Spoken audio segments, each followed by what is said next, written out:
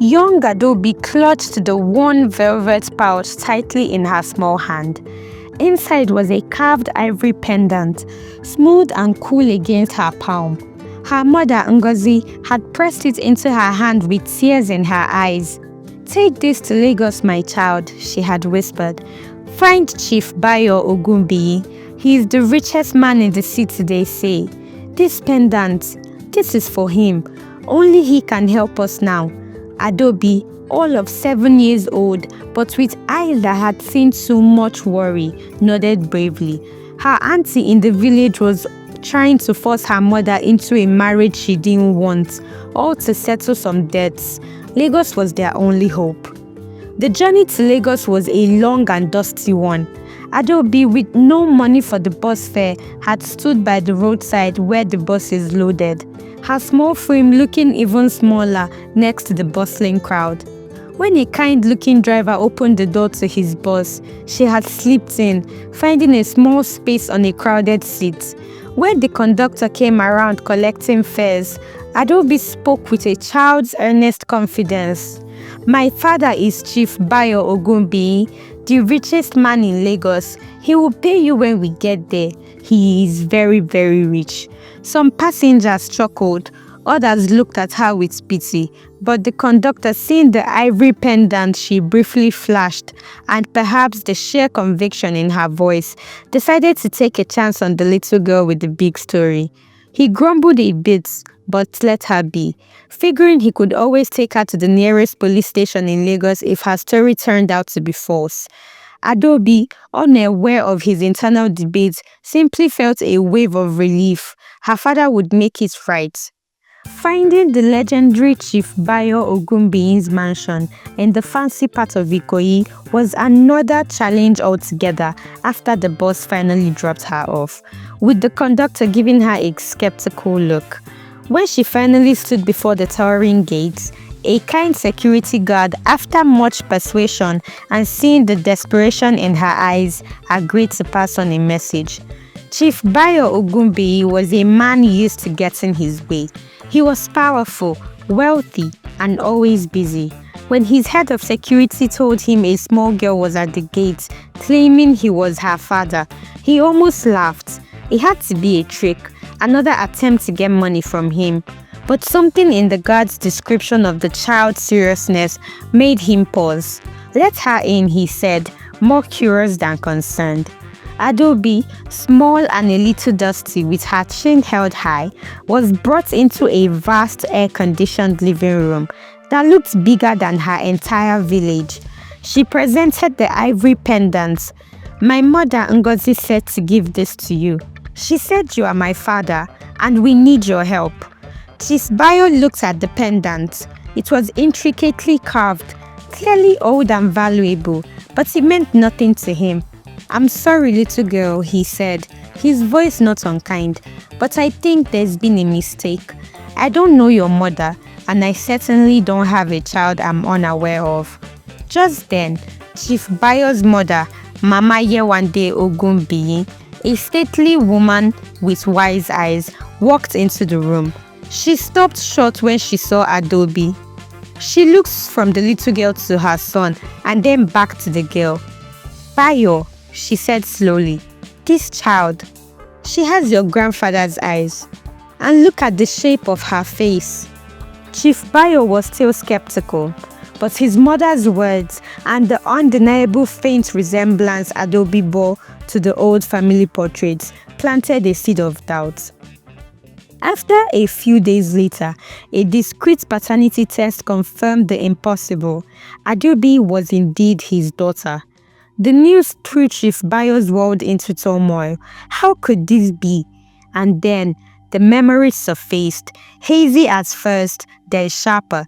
6 years ago, yes, 6 years, he had been under immense pressure from his mother to produce an heir. His father had recently passed, and Mama Yewande was insistent.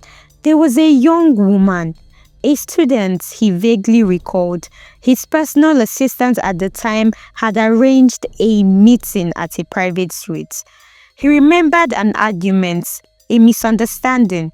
He'd been arrogant, dismissive. He'd offered her money afterwards, a large sum to ensure her silence, her discretion. She had thrown it back in his face, her eyes blazing with an anger and hurt he hadn't understood then, calling him a disgrace. He had faced her as proud and foolish. Her name, it had been Ngozi.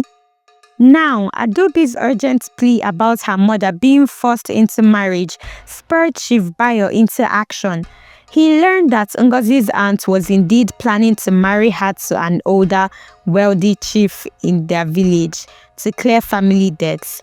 With a speed that surprised even himself, Chief Bayo, along with Mamaya Wande and the bewildered Adobe, traveled to Ngozi's village. They arrived just as the traditional marriage rites were about to begin. Ngozi stood pale and resigned, her eyes empty. When Chief Bayo strode into the compound, a collective gasp went through the assembled villagers. He announced that Ngozi was not to be married to anyone else. She was the mother of his child, and he was taking her and Adobe back to Lagos. He paid off the astonished aunt and the disgruntled suitor, his authority unquestionable. He also made sure to find the bus conductor from Adobe's journey and compensate him generously, much to the man's surprise and delight. On the journey back and in the days that followed, the full story of that night 6 years ago came out. Ngozi, a bright scholarship student, had been struggling to pay her university fees. A distant relative working for one of Bayo's companies had told her about a scholarship interview with a wealthy benefactor, which was Chief Bayo. She had been tricked, led to that hotel under false pretenses. She had been an innocent victim of a cruel setup, and Bayo's subsequent offer of money had felt like the deepest insult. She had returned to her village in shame, discovered she was pregnant, and raised Adobe alone, telling her daughter very little about her father until desperation forced her hand. Chief Bayo was consumed with guilt and a growing admiration for Ngozi's strength and dignity. He had misjudged her terribly, for Adobe's sake and because a sense of responsibility, and perhaps something more, was stirring within him. He asked Ngozi to marry him. Ngozi, wary but seeing the genuine remorse in his eyes and the hope in her daughter's eyes, agreed. Moving into the opulent Ogumbi mansion in Ikoyi was like stepping into another world for Ngozi and Adobe. Chief Bayo's great-grandmother, Iyaba, a tiny, frail woman with eyes that sparkled with ancient wisdom, was overjoyed to meet her great-granddaughter and welcomed Ngozi with open arms. Mamaye Wande too was kind, seeing in Ngozi a quiet strength. Some of the household staff, however, were initially disdainful, whispering about the village girl who had snared their wealthy master. But Chief Bayo quickly and firmly put a stop to their gossip, defending Ngozi fiercely. Just as a fragile peace began to settle, trouble arrived in the form of Bisola, a woman who had grown up with Chief Bayo. She was beautiful, sophisticated, and had always believed she was destined to be Mrs. Ogumbi. Bisola saw Ngozi as an uncultured obstacle. She began a campaign of subtle manipulation. She showed Ngozi old diaries and letters supposedly from Bayo, filled with declarations of love for a woman named Folake, implying it was her, Bisola, whose middle name was also Folakemi. Ngozi, already insecure about her place in Bayo's life, began to doubt his sincerity. Then Mamaya Wande, who had been mentally fragile and prone to bouts of deep sadness since the tragic death of her own beloved daughter Folake years ago, fell gravely ill. The doctor suspected poisoning. Bisola, with cunning cruelty, planted evidence to make it look like Ngozi was responsible, perhaps trying to get rid of the old woman who supported Ngozi. For a terrifying period, Ngozi was under suspicion, but Chief Bayo, his instincts screaming that Ngozi was incapable of such an act, ordered a thorough review of the mansion's security footage. The cameras revealed the truth. Bisola had been sneaking into Mamaye Wande's room, tampering with her medication. It was also revealed that the Folake in Bayo's old diaries was not Bisola, but his deceased younger sister, whom he had adored. Exposed and desperate, Bisola played her final wicked card. She kidnapped Adobe. The entire household was thrown into panic. Chief Bayo mobilized all his resources. They tracked Bisola to an abandoned construction site. During a tense confrontation, as Bisola threatened a terrified Adobe, Mama Yewande, who had been weak and disoriented, suddenly surged forward with astonishing strength. Seeing Adobe, who was so strongly resembled her lost daughter Folake in such peril, something snapped within her. She threw herself between Bisola and Adobe, shielding the child just as a piece of falling debris dislodged in the struggle came crashing down.